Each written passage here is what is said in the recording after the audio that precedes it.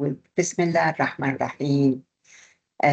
We will start. First of all, I would like to welcome everybody to the home of WISER. That's where we are getting wiser and we're making everybody wise also. I'm just kidding. I'm sure you have a lot of wisdom to share with us. And hopefully one day we'll see you presenting with us. We would love to, if you are ready for it. Anyway, what is WISER? Some of you are familiar with WISER, but I'll talk briefly about WISER. My name is Samar Dalati Ghannoum, and I am the vice president of this amazing organization, which is I have the privilege to be a board member and one of the founder of that organization. The whole thing started a few years ago. Started with the COVID, with bringing that, putting bunch of educators put their head together and felt like the importance of having standards for weekend schools. So and WISER was born. I don't want to bore you and I don't want to talk a lot, but I'll talk briefly of what is WISER and what is it about. It started with we got grant from amazing lady, and she has been in the education field for so long, and I'm sure a lot of you knows her. Her name is Najwa Oscar. Najwa Oscar, pioneer in the field of education, and I've been trying to attract her attention to weekend school needs and issue for so long. I'm so passionate about weekend school, and I know it's very, very important to have some kind of standards for those schools. I've been involved with weekend schools for the last probably 30 something years. Even when I did my PhD, most of my samples, I took it from Sunday school, and I had to, most of my research was done on Sunday school.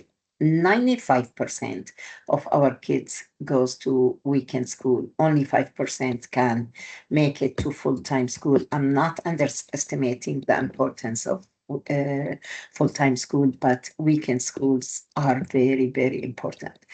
With that, WISER, which is Weekend Islamic Schools Education and Resources, work to as I said, we put our head together to improve the quality of the Islamic education in weekend schools across the United States, and we are aiming to expand to global in the future, inshallah. The goal is to help schools to support students' spiritual growth, build a strong character, and develop a meaningful connection to their faith. This is probably the only window for those kids to be exposed to Islam through this meeting on Saturday or Sunday or after school program, wherever the community is.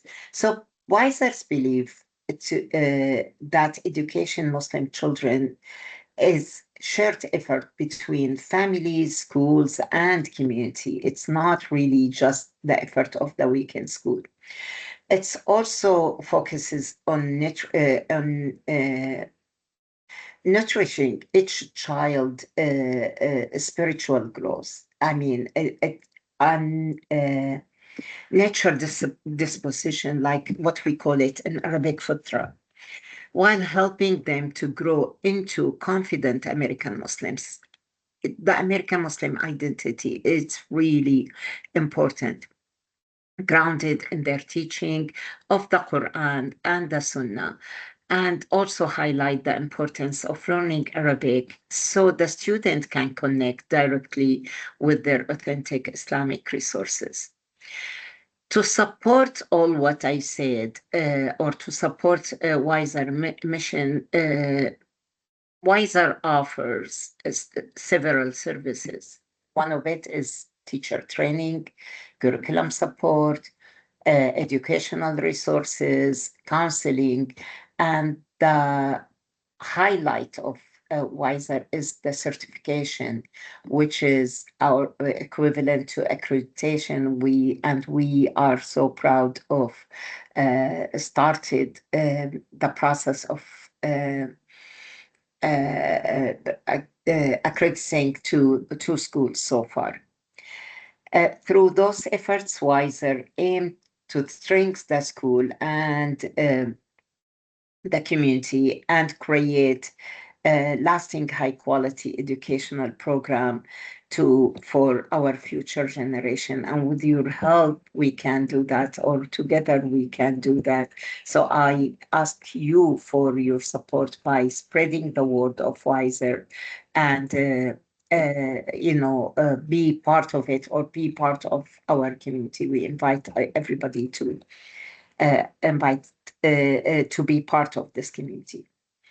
With that, I'm privileged to introduce tonight's speaker, Saimah Hameeduddin. Did I pronounce your last name Saimah correctly? Hameeduddin. Yeah, you got my last name Saimah, right. Saimah. I don't know why. I'm so You're sorry, good. Saimah. I'm so sorry, Saimah. Saimah Hameeduddin. That's correct? Yes, perfect. Perfect. Alhamdulillah. Alhamdulillah. Okay, I mean, seems like Saima is all about early childhood education. She's originally from East Tennessee with over 20 years of teaching and administration experience. That's a lot of expertise.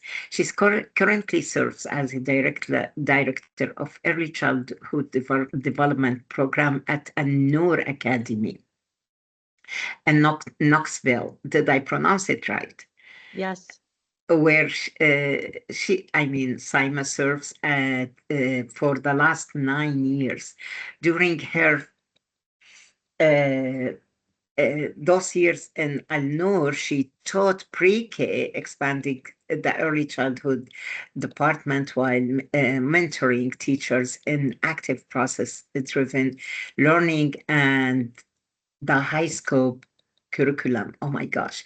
She previously works as a early childhood special education teacher in County School, County school system for over a decade. Wow. I mean, in the picture, you seem very, very young, but it seems like you have a lot of expertise within a very young age. Okay, where she was named the Teacher of the Year. What an achievement at her school.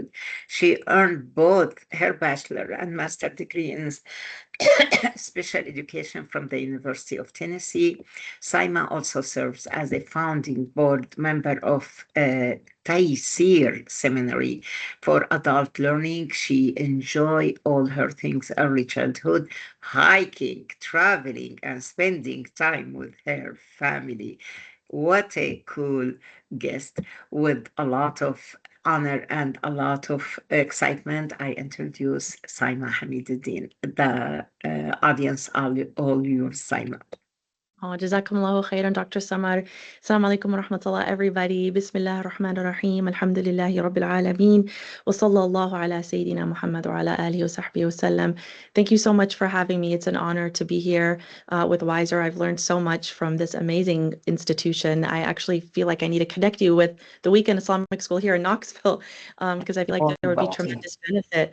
So Jazakumullah khairan to you and to Sister Susan, who initially got in touch with me, and just really honored to be here. I know it's evening time for a lot of us and for you all after work and school. So thank you for taking out time to learn a little bit with us tonight.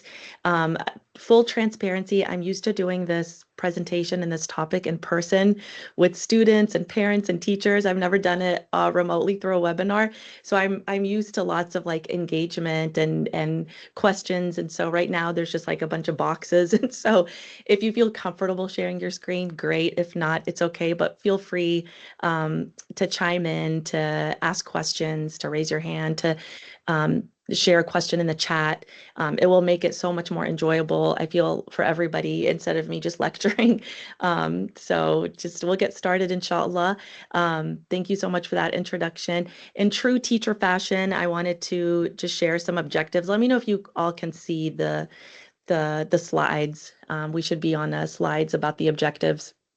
I feel like it's important to know kind of what the takeaways will be tonight. So inshallah, by the end of this webinar, this presentation, hopefully we'll be able to identify strategies to de-escalate conflicts.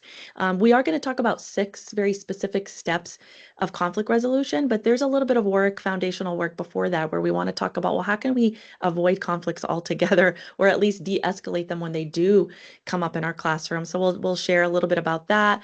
We'll talk a little bit about contrasting personality or teaching styles.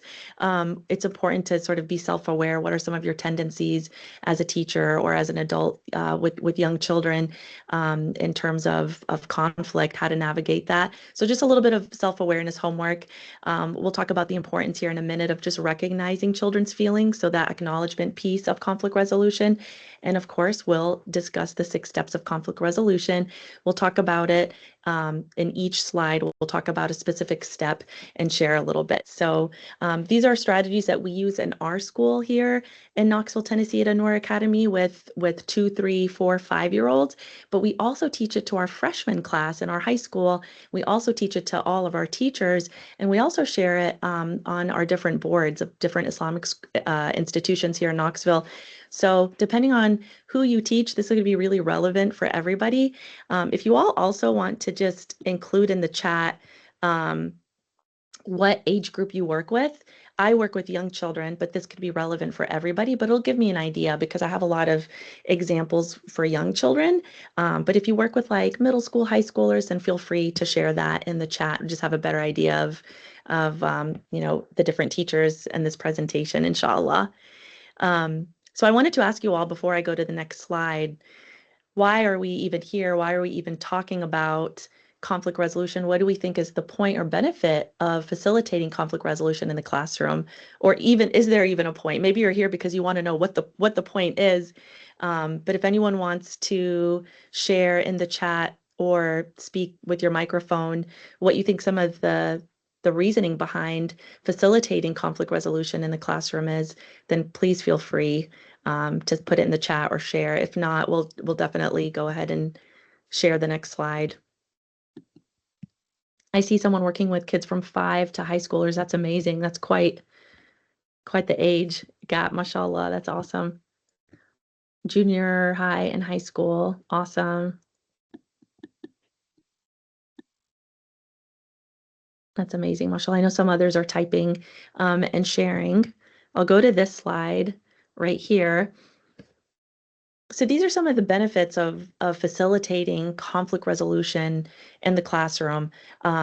We want to teach children of all ages how to express themselves in ways that aren't hurtful. For young kids, I work with like a lot of 3, 4, 5-year-olds, and my son is 2.5. Young kids are they're very physical because that like prefrontal cortex in their brain isn't fully developed, so they're very impulsive. So we want to teach them ways to express their feelings without it being physical. But even for older kids, we want them to learn how to express themselves in ways that aren't emotionally harmful, let alone physically. We want them to be able to express themselves in ways that are respectful. We also want to teach children to appreciate not only their view, but the views of others, that there's sometimes more than one solution to a problem. We want children to make decisions intelligently and ethically. We want them to make sensible decisions that aren't just focused on themselves, that aren't just egocentric, but we want them to learn ways to make decisions in ways that are sound and intelligent, the way the Prophet ﷺ would make decisions. And one of the most important things I feel as an educator is teaching children how to learn to listen. It's easy to hear, but are you really listening to what the other person is saying? A lot of times they're hearing with their ears, but they're unable to really understand and internalize the other point of view. So these are all benefits of facilitating conflict resolution in the classroom and in our homes and in our communities. And it even begins at age like two. I'm, proof of that in these classrooms with my own children, or my own child, I should say.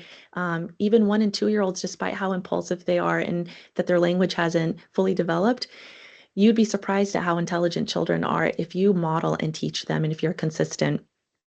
So those are just some of the benefits that I wanted to share, because it's kind of like the why. Why are we even talking about this, right? I want to discuss a little bit about the sources of conflict in the classroom. Um, Normally, when you're in the classroom, and feel free again to chime in if you've experienced this or if you have any other thoughts. We see conflicts over objects. With young kids, it might be certain toys that they want.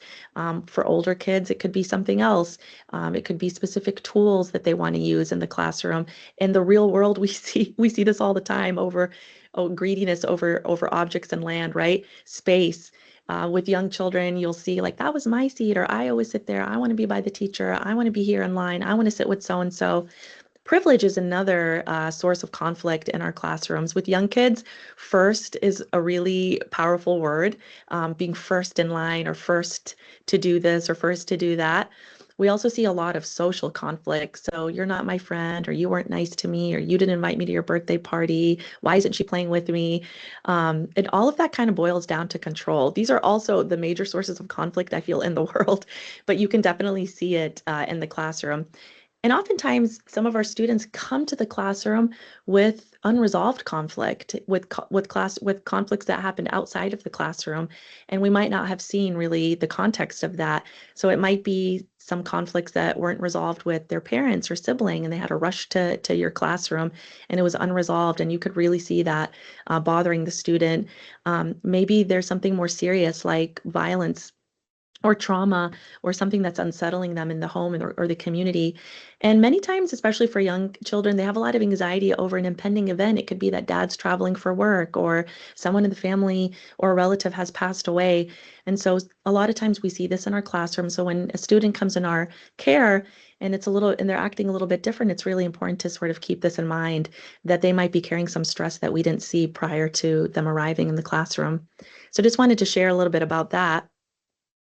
We're going to talk next about de-escalating conflicts. I feel like this is really important, because while conflicts happen all the time and we don't want to shy away from it, and we want to teach our students that conflicts are okay, it's also important to find ways to de-escalate them so they don't get even bigger. And there's a few things that we can do in our control, even if the conflict isn't with us, even if it's with other peers amongst each other. One of the things that we teach our teachers and educators here in Knoxville is using you statements sometimes can be very escalatory in a conflict. What does that mean? A teacher says, well, I saw you hitting so and so, or you did that last time, or why can't you ever keep your hands to yourself, or you're doing this, or you're doing that. Even though that might be true and you're just using a simple word, it's not like it's a bad word, that could feel very accusatory. It could really put the students, even if they are in the wrong, a little bit on the defensive mode, right? It might not be the best way to resolve a conflict. It might escalate it, and they might shut down and not want to go through the other steps of conflict resolution when we use the term you. We're going to talk about what to use instead of you. Um, Also, intense body language. Sometimes we don't realize it as educators or adults, but sometimes we kind of stand like this because we ourselves are a little tense and anxious and stressed or frustrated. And that really speaks, to a lot of kids. You don't really have to say much. Your body language says it all. Sometimes there's a conflict and the child is by the wall and you're in front of them, and it kind of feels like they're pinned to the wall. So those sorts of things, like in terms of your body language, is really important to make note of and be mindful of, to avoid.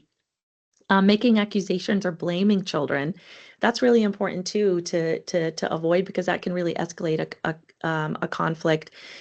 We know that there are repeat offenders in our class, the ones that always kind of start the problem, or they're always like the common denominator in conflicts in your room. It's important to be neutral and to not blame them just because maybe they made a mistake last time. Also focusing on the past versus like the current and the problem at hand. Well, you did this last time. Remember when you did that? You did that before. So I know you must have done it now. And making assumptions about what you think happened, even if you didn't witness it. So these are all ways that as educators, we can really escalate conflicts instead of de-escalating. So I just wanted us to be mindful of that and sort of just catalog that in our brain to watch yourself if you find yourself doing any of these things, because we do sometimes, even when we don't intend to. So what should we do instead? How do we de-escalate a conflict once it's already come? Well, use I statements. What does that look like? I noticed that you were using, some really unsafe hands. If you're talking to young kids, which is, who I'm usually with, I noticed that there was hitting.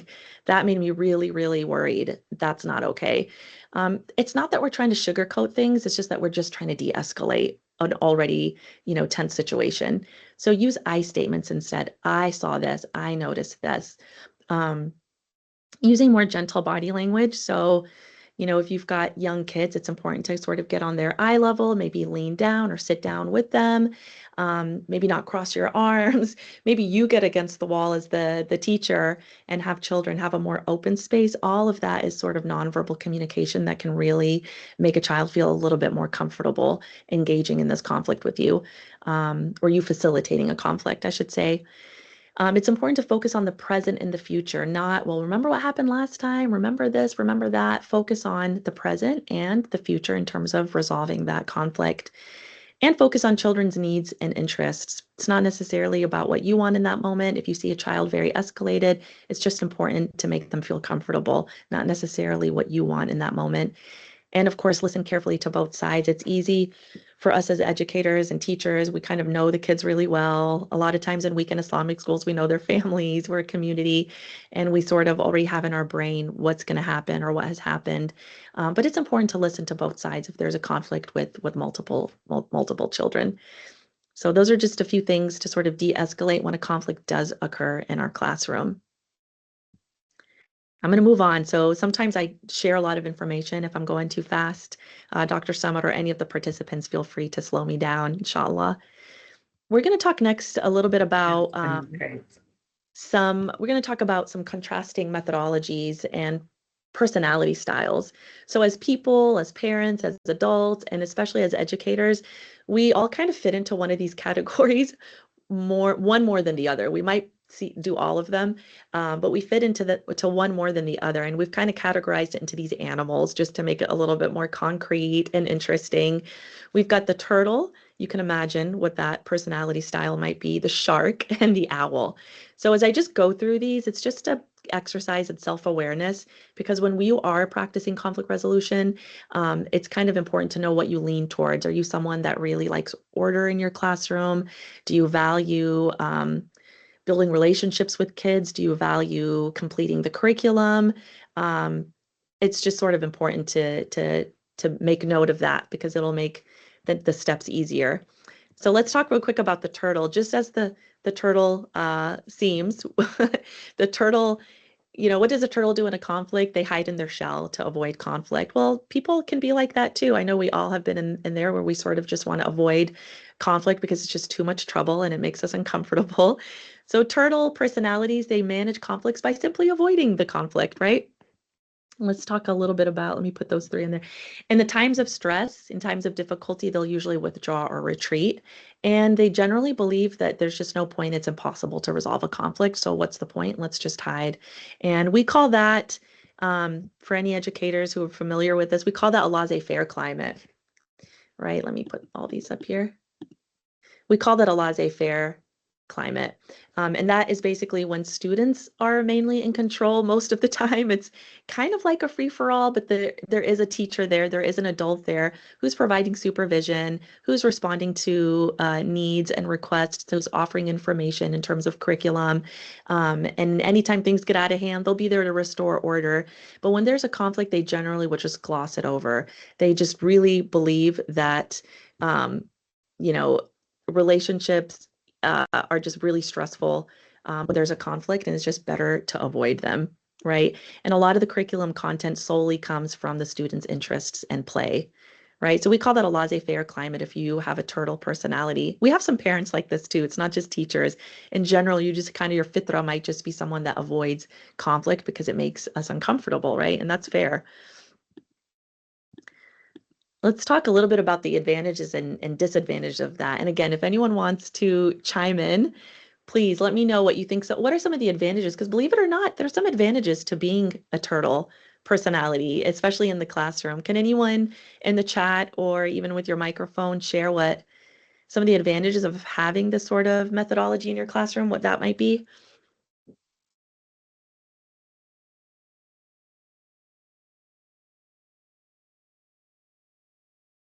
Don't be shy, no wrong answer. Mhm.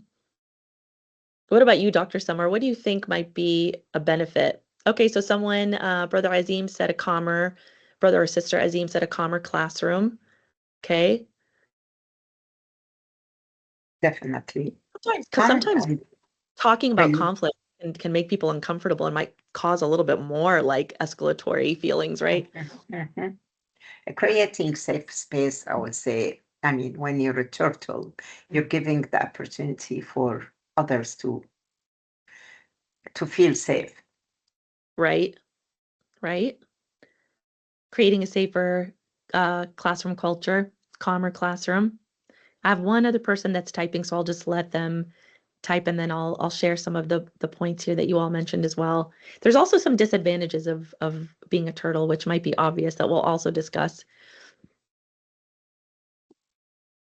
All right, so some of the advantages is, a turtle teacher will let trivial matters slide rather than magnifying them, right? So we're not going to make a mountain out of a molehill. There's conflicts all the time in the classroom. Are you really going to stop every 5 minutes and try to address it? Maybe, but that just seems like too much work. Sometimes I'm like a soldier in the class. All right, we're going to talk about you. That's going to be the shark. And I agree with brother or sister Azim about pent-up frustration by other students. That's going to definitely be a disadvantage. You're right. So some Mhm. of the advantages is sometimes you just need to let things slide. You just want to pick and choose your battles. Otherwise, you're going to waste a lot of time. Sometimes resolution achieves very little. You might actually go through all of these steps, and then it's like, well, what was the point of that? It really didn't change much. We still have some frustrated kiddos. Um, and another advantage is someone else can do it better than you. You know what? Just send them on home, send them on to their next class in weekend Islamic school. Let someone else resolve it. They'll probably be better at it than you. Don't waste time, right? You have very little time, especially for Sunday school, Saturday school. Let's not take all this time to go through conflict resolution, right? We'll just never get through the curriculum. Some of the disadvantages is, what one of the brothers or sisters said about just pent up frustration. It's like conflicts remain unresolved. Sometimes there are serious conflicts that need to be addressed by a teacher facilitating, right? Um, and so, an inability to achieve self-satisfaction, turtles withdraw into their shells to get away from conflict, right? Let me get back here. I just lost the webinar. Here we go. They're willing basically to give up their relationships just to not be comfortable, right? And then another disadvantage is that there's a sense of helplessness. There could be some actual conflicts that students look up to you as the adult to resolve. And when it just gets swept under the rug and you're just kind of like, whatever, you just have some kids that feel helpless, whether it's that they're being made fun of, they're bullied, it's just going to keep coming again and again. And you also make it seem like conflict is just a bad thing. One thing we teach our early childhood kids at our school is just that we're a classroom family. Families have conflict. Conflict's not bad. Conflicts have solution. And so we just to create a culture where conflict is not seen as a bad thing, that's really important. And when you're a turtle and you're constantly withdrawing and hiding and retreating from conflict, you're really not teaching kids those really important life skills, right? Um, I see someone else say avoids conflicts and students may test your limits. Yep, students could test your limits because they're not getting any resolution also. And you, as a teacher, it could really backfire also. All right, let's talk a little bit about the shark, given its name and what we know about sharks and how they behave in nature. We can already get a sense of what a teacher who has a shark methodology might be like, right? So a shark methodology is a teacher with a strong desire to achieve goals, right? There's a curriculum. We have a set amount of time to complete this curriculum, and we're going to do it, and you're not going to get in the way of it, right? Shark teachers, they value goals more than personal relationships. So they care about the students, but they're not willing to really take the time to build authentic partnerships and build rapport with students because the time is limited. They really want to, I'm here to teach you Quran and Islamic studies and whatever the curriculum is. And this just takes too long. So I'm just going to be directive. If there's a conflict, I'm just going to shut it down, right? And as we know from sharks, highly aggressive. It doesn't mean that these teachers are always yelling or that they're always like mean. It just means that they have a very directive personality. They're aggressive in their goals, right? Let's talk about what type of classroom climate that might be. This is what we call a directive climate. So the turtle is very laissez-faire and the shark is very directive. So this is where adults are in control. They're the primary means to information and knowledge and directions. The curriculum comes solely from the objective set by the adult. So there's not a lot of supplement based on some of the kids' needs or interests, right? Also, I see someone saying clear authority, efficient, strong structure, and they're useful in emergencies. You're absolutely right if you're talking about the shark. And someone says I'm a soft shark, not really as an officer, but yeah, I have control in the classroom. Yeah, that's good. There's some characteristics of a shark, like the person Qurratul Ain shared, they're very useful. Sharks also really value drill and practice in terms of like a pedagogical approach. They love drill and practice, right? None of these are actually by itself bad things. So when we talk about these contrasting climates, we're not saying they're bad. We're just sharing the different styles, right? Um, and when there is behavior management problems, sharks really like to use correction and separation as like a predominant way to enforce discipline. So with young kids, it might be like timeout. It might be like, hey, go to the principal's office. Like, we have got to get through this. You're disrupting us. You guys go figure it out in the principal's office and go solve the problem, then come back to me. And you know what? Sometimes that's fair. You might only have 60 minutes with these students once a week. If you stop, in 10, 15 minutes you're spending on conflict resolution, that might be tough.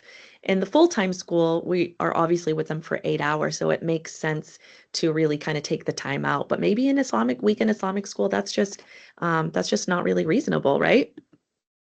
Let's talk a little bit about the advantages and disadvantages. Some people already shared that they're useful in emergencies. Totally agree. And that's definitely one of the points and advantages in the PowerPoint in one of the bullets.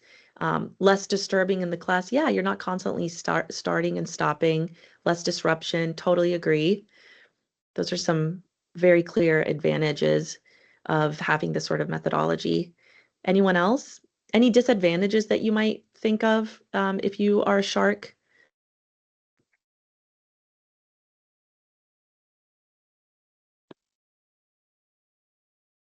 Let's talk a little bit about the advantages, and you guys can keep sending some of your thoughts. Yeah, yeah. One of the disadvantages is missing out on the full story. Yeah, you never really get to know what's going on. You're not really building that relationship. So yeah, so one of the advantages is best use. You being a shark is best used in situations where there's really important decisions that have to be made, right? Or in emergencies, as the person suggested in the chat. So like if I'm with 3 and 4 year olds and we're at a field trip and it's time to cross the road, I'm not going to be like, okay, guys, what do you think we should do? I want to hear your idea, Sarah and Bilal. What do you? I'm going to say, hold my hand. We're going to cross the street when I say it's time to cross the street. It is not time to like negotiate solutions or do what the children want in that situation, right? You are the adult. You have got to enforce safety. Also, it cuts down on time losses, right? So when you have time constraints, which might be some of you as educators in week in Islamic schools, you're only with these kids for like maybe an hour once a week, just might not be best to always, pick and choose to pick battles where you have to do conflict resolution, right? Because when we go through the 6 steps, sometimes it can be time consuming, right? And then, yeah, for some of the disadvantages, I see some folks sharing stop students from expressing their feelings, missing out on the full story, um, let the bully get away of their behavior. They may feel harsh. Yeah, totally. All of these are right on the money in terms of what I was also going to share. Oops, let me go back. Yeah, so like building resentment, a lot of kids who are having conflicts maybe with the teacher or one another, if there's no one to facilitate that conversation, then it does build resentment because it's just not resolved. You feel uncomfortable. You wish that the teacher would help. You're also just not making problem solving something that's part of your classroom culture. You're seeing it as something that we don't. And don't forget, a lot of our students, they're already coming from households where there isn't problem solving, conflict resolution. There's tension. There's a lot of shark parents out there already. Then they're coming into the classroom and they're really looking to their teacher as someone who can to listen, who's someone who can listen to them, who can guide them. Conflict resolution is not really natural for us. We really have to see it modeled. And if parents are modeling, then the next best person is really the teachers. So um, other members might feel undervalued. Yeah, they just feel unheard, like no one cares about how I feel or what's going on. And we know that kids, a lot happens behind the scenes that we don't even know about, right? Loss of social credits just basically means you're not going to really be that popular teacher who has those really authentic partnerships with kids. When you ask kids about their favorite teacher, it's not always about what they taught them, it's just how they made them feel. Kids really just want to feel good and loved and heard. They want to feel validated. Even the quote unquote bad kids, which there are no bad kids, of course, but all of those kids need us to listen to them, right? I see someone saying um, they may feel harsh, suppress student voice, conflicts may escalate for sure, short-term compliance and no long-term growth. I mean, that's amazing and so, so true, Sister Cordrain. Um, Conflicts do escalate because you're constantly, sweeping under the carpet. There might be some short-term compliance, but there is no growth. What exactly are they leaving when they leave your classroom, especially at the end of the year? Of course, they might have learned some great curriculum and some Quran, but have you taught them some basic life skills just by modeling going through this, right? So I see that someone said as a shark, but still I'm trying to be their friend before teacher, but playing with them even in the class. And we do our work as well. Yeah, that's great. And that brings us to the next category, which is the owl. So, oh, actually, before we talk about the owl, we're just going to do a quick comparison, which you guys can already imagine, right? With the laissez-faire climate of the turtle and the very directive climate of the shark. So, in like the laissez-faire climate, you have students that are sort of in control. They get a lot of leeway, a lot of control. Whereas in the shark directive climate, there is, the adults are totally in control. It's like two different or opposite ends of the spectrum, right? Um, in a laissez-faire climate, when there is conflict, adults might intervene. It's very reactionary, it's not proactive. And in a directive climate, um, teachers are just going to shut that down. They're just going to say, hey, stop, we're not doing this. We're going to continue on with the curriculum, go to the principal's office, go home, leave my classroom, whatever it is, right? And then the curriculum in the laissez-faire climate comes primarily from students' interests, whereas um, in a directive climate, the adults are following a very set curriculum with little input from the kids' interests. And then, of course, they like to use punishment and separation as a means to control and manage the classroom, right? Let's talk about the last one, which is the owl. So the owl in our culture has a very specific persona and personality, and that is the personality of basically collaboration, right? The methodology of collaboration, that the best way to achieve goals is together. Let's collaborate. Let's collaborate in the classroom. When we don't have conflicts and we do have conflicts, let's collaborate. They really believe in a conflict that solutions should be agreeable to everyone. So they like to have all the bases and grounds covered when there is a conflict, right? Let's talk a little bit about what type of climate the owl methodology promotes. So this was something that we call a supportive climate. Remember, the shark is a directive climate, turtle is laissez-faire. In a supportive climate, we have something called shared control. It's where students and adults both have control, right? The adult is the one in control, but they share some of that control with students, all right? And that looks different depending on what's going on or depending on in the sense of a uh, conflict, they share control by letting kids speak and share ideas to solutions, right? Um, In a supportive climate, adults observe students' strengths. They really form authentic partnerships with students. They really value building relationships and rapport with students. That's a big part. It's a foundational piece for the supportive climate for the OWL to make sure they have a very positive classroom climate, right? The curriculum content is influenced. It's not created by students' interests, but it's influenced by students' initiatives and interests and key experiences, right? And I know that with an Islamic school or week in Islamic school curriculum, it's a very set curriculum, but the supportive climate or the OWL is constantly thinking about how can I make this relevant to my students based on what they like, right? And you could do that, but you have to get to know your students first, of course. And they take a problem solving approach, not punishment to social conflict. We always say you can't teach social skills in antisocial settings. So like timeout or sending kids to the principal's office, you're basically missing an opportunity. That's not to say that sometimes that's needed, but generally for like everyday conflicts that kids have, they don't need to be separated. They need to learn social skills and social situations, right? In the moment in of itself, right?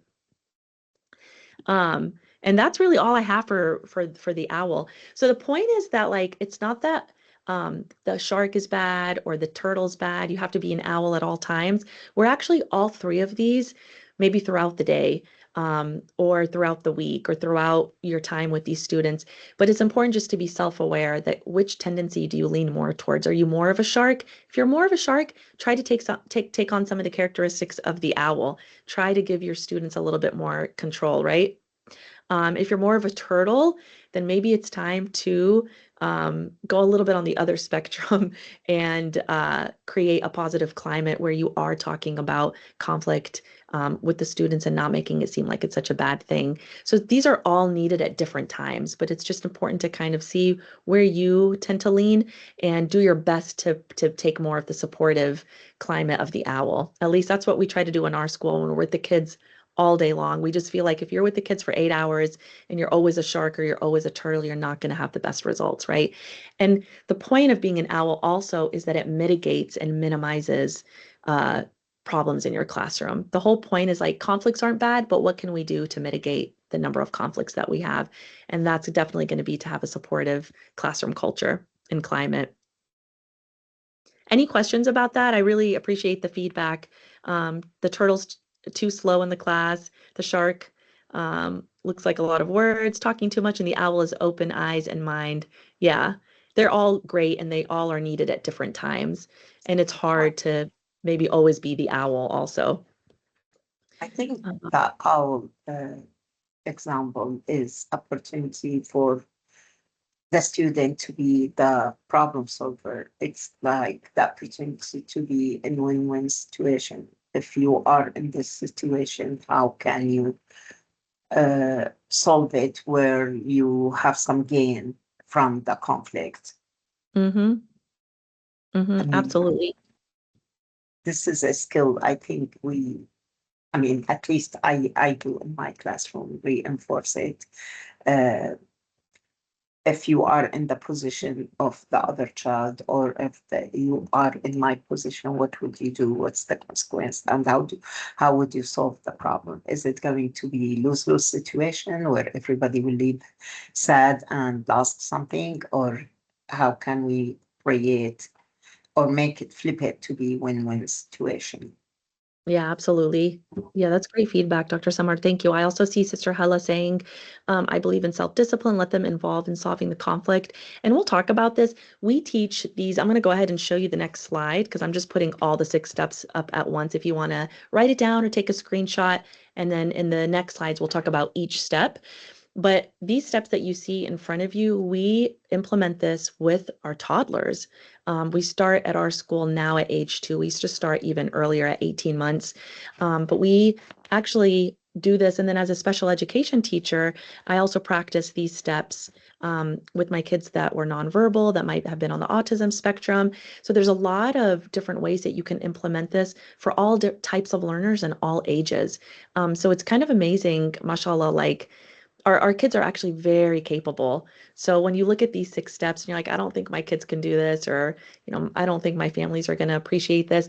It's actually quite easy. It just takes a lot of repetition and practice, and it just has to be part of your classroom culture or your culture at your home. So let's talk about the first step.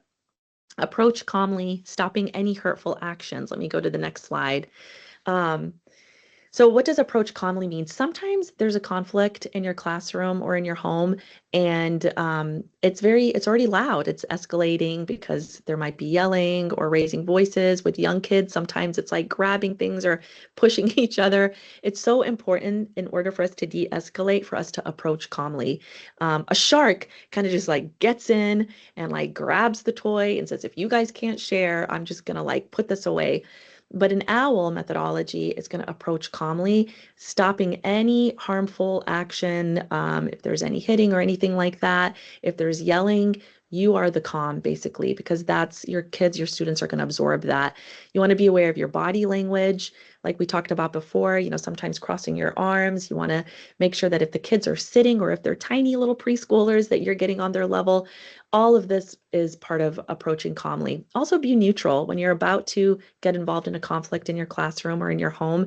It's easy for us to say, "Oh my gosh, it's with Bilal. Bilal's always the one to get into conflicts. Like, oh, I'm just gonna let him have it." Try to stay neutral. It's easier said than done, I know, um, but stay neutral. That's also part of staying calm. And then we talked about, kneeling down to the child's level. Even if they are high schoolers and they're sitting in a chair, don't tower over them. That could feel very intimidating. And this is important because this really sets the tone for the next steps. It really sets the tone if the students are going to really look to you to help them resolve a problem. Sometimes we've just had a tough day. We're not going to be neutral. We're tired. There's a concept called halting, HALT, hungry, angry, lonely, tired. If you feel like you're halting or the students are halting, just be mindful of that. You might need to pull in some reinforcements from the class or across the hall. Then you can delay it just, if you think you're not going to be neutral, right? So the first step is approaching calmly. We've got a little picture here of one of our teachers on the playground with a little boy named Hamza who was really upset. So she just sat down on the floor with him. She was also expecting. And he immediately just de-escalated from whatever he was upset about just by her sitting down. So sometimes you'll just like mitigate the conflict altogether just by coming in calmly, right? So that's really important. The next step, approach calmly. I'm going to test you guys too. I'm going to say, what was step number one? What was step number two? Step number two is acknowledge feelings. This is the step that we're probably going to spend the most time on. I'll try not to talk too much, so keep me posted, Dr. Samar, with time. But yeah, acknowledge feelings. So acknowledging feelings is so important because it simply makes the students feel heard. It's that empathy piece of conflict resolution. Think about yourself as an adult when you were upset, when a friend or a spouse said, wow, I'm so sorry. That really sounded tough. You seem really upset about that. I'm so sorry that that happened to you. With young kids who are still even developing their language, just use simple descriptive words. You look really sad. I'm so sorry. You look super frustrated. You look really angry. We don't want to be patronizing. Sometimes that could sound insulting to older kids, but just acknowledging, like, wow, that really stinks. I'm so sorry that happened to you. You look really upset by that. That really helps children just feel validated and seen. We just want kids to feel seen and heard. Again, that's going to mitigate some of the conflict, that will de-escalate it, and it will help in the following steps. Sometimes when you acknowledge feelings, um, it could actually escalate it briefly. Like the kid is crying and they're so upset, and you're like, wow, you look so upset. And they're like, yeah, and they're crying even more. That's okay. At least you're putting a label on how they're feeling. That's important with young kids who are also like learning emotional literacy. It's okay to do that. But again, the point is just empathy. The point is for students to feel seen and heard. And it just doesn't take much from us. We just say, wow, you look really frustrated. Can you tell me about that? And they're like, yes. Or that really, wow, I can't believe that happened to you. That's really, really tough. That's really, that's really important. There's this graphic, this visual here that I think sometimes helps uh, understand like the cycle of emotions that we as just human beings and adults feel, but also our students. When there's not a conflict, our thoughts and our feelings are basically balanced. But when a conflict occurs for one or both parties, the thoughts, the logical part of our brain is basically just like gone, and our feelings have taken over. When you acknowledge feelings, then it de-escalates. It starts neutralizing and balancing out. Again, briefly, you might have the student, get even more upset when you acknowledge those feelings, but ultimately when they feel heard and seen and validated, even if they're in the wrong, you're just saying, "Wow, you look really, really upset. Let me just hold your hand for a minute." If they're young kids, I don't think a high schooler wants you to hold their hand, but hey, let's just take a minute. You look really upset. Let's give it a minute. Eventually that will give them that time to neutralize, their thoughts and feelings and balance it out. And we call that bailing when feelings are expressed. So that's sort of what's happening in the brain when you do acknowledge feelings. Just again, think about it yourself as an adult when you were really upset. When you have someone that doesn't acknowledge your feelings and they're just kind of like, it's just not a big deal. You feel a little bit trapped. Like you just want someone to hear you out, even if maybe, you're in the wrong. Um, and so it's the same thing with our kids and our young kids, they don't even have a fully developed like brain. So it's so important to make them feel seen and heard. And that doesn't mean that we want to coddle them, but we just want to be empathetic, right?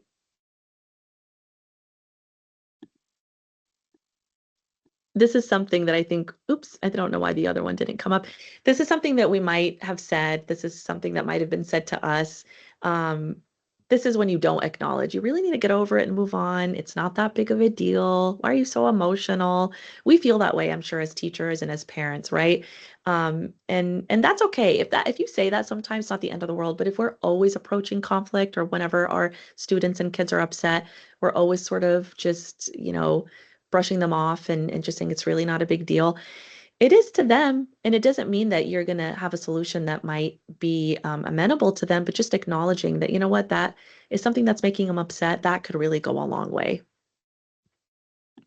This is a little cartoon. I don't know if you all can see it. It's a little bit small, but it's just a little cartoon that illustrates. Let me kind of move it up. There's a little girl, and she says that dog chewed up my bear. And mind you, this is not a conflict she's having with another sibling or a student. She's like, that dog chewed up my bear. The dad says, now don't get upset. And she's like, she's crying. And he says, it's okay. It's only a stuffed bear. And she cries even more. And he's like, stop that. I'll just buy you another bear. And she's like, I don't want another bear. He's like, oh, now you're just being a baby. So when, the idea is when you don't acknowledge, sometimes it just escalates for both the student and the teacher, right? Or the adult. And so what's another way that we could handle a situation like this? Here's another way. So she says, that dog chewed up my bear. And the dad says, oh no, your favorite bear. He's just acknowledging, oh, that was your favorite bear. Oh man. And she's like, yeah, bear was my friend. You're feeling really sad. I made him a new bed. Ooh, it's very cozy. I hugged him every day. You really loved that bear. Does it always end up like that? No, there might be some more crying and screaming if they're really young.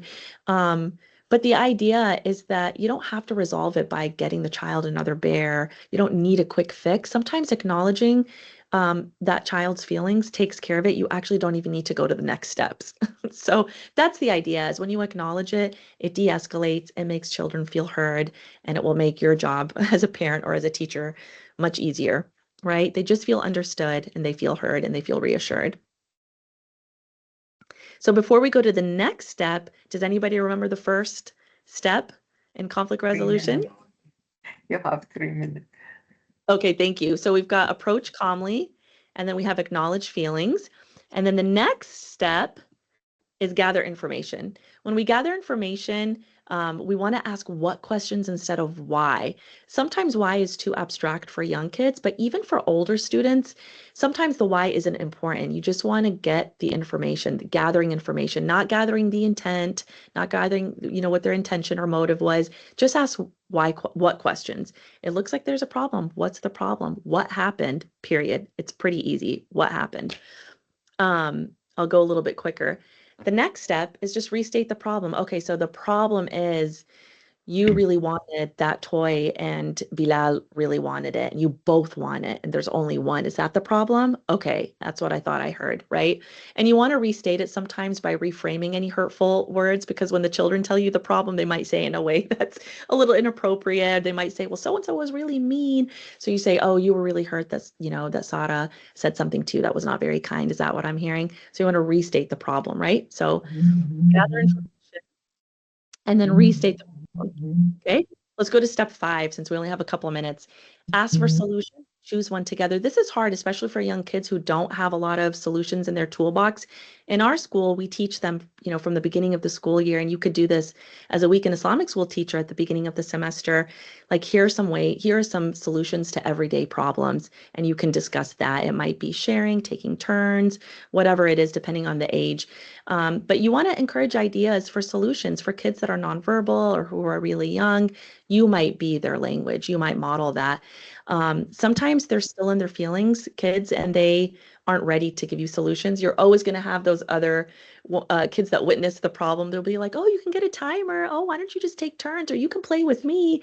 And when ideas are vague, you want to say, well, what does that look like? You're going to get a timer. Well, what does that mean? Who's going to have it first? Who's going to have it second? What can we do to solve this problem? You want to keep using that language. What's the problem? How are we going to solve this problem? What's your idea? Especially with young kids, it really just gives them this understanding that problems and conflicts are not bad. It's something that we address head on. And then the last step is be prepared to give follow-up support. So describe what was done that worked. Wow, you guys really solved that problem. You used a timer or you decided to apologize or whatever it is. We generally don't force apologies. They just kind of are insincere and then they don't actually solve problems. But of course, you want to teach them that adab of apologizing. And you want to include the details when something went right. And then check back to make sure that the solution is still working. Sometimes solutions could they work for a minute and then you might have to revisit it. So this last step is just means to give some follow-up support. And I went through that a little bit quickly, but these are just some things to think about if you want to implement some of these steps. Think about what kinds of conflicts occur in your class. Of course, I'm giving a lot of examples with young children. And then think about what part of these steps might be easy to implement and what might be more difficult and how you might try to implement it. Practice makes perfect. Normally, we do a lot of role play when I do this presentation in person. Maybe you could practice some of these skills at home with your own families. But I'll end there just because we're short on time. If anyone has questions or comments, inshallah, please feel free to share those. Amazing. You are really full of wisdom, and I loved every single minute of it. Join me, guys, to give Saimah a round of applause. It just was really very informative and very amazing. Really appreciate you guys coming, alhamdulillah, on a weeknight. And someone asked if I can share the presentation. I can share. I've shared it with the WISER team, but I can share it again, inshallah, if there's a way to disseminate it. Also, I'm just going to put my email address, and you guys are welcome to email me, and I can also send it to you that way too. It's saimah@anoracademy.net. On our website, it's going to be posted on our website. Okay. If you like to wiserusa.org, you will find the presentation. I think Brother Sedman will post it soon. Sounds great, everybody. Jazakallah khair. Really appreciate you. I don't mind staying a few minutes. I mean, whoever need to go can go, but if anybody have questions, do you mind if we stick around for a few minutes? Absolutely. Thanks everyone for the feedback. Alhamdulillah. I hope the follow was beneficial. Thanks. Feel free to share if you end up, doing any of these steps or trying to implement it. Feel free to give the WISER team some feedback that they can share with me as well about what might be working, what might, be difficult, and I'd be happy to give any follow-up support, inshallah. Inshallah. Seems like everybody loved it, Saimah. No, alhamdulillah. I appreciate the engagement also. I'm used to, again, doing it in person, so I appreciate all the comments and responses. That was really helpful. Alhamdulillah.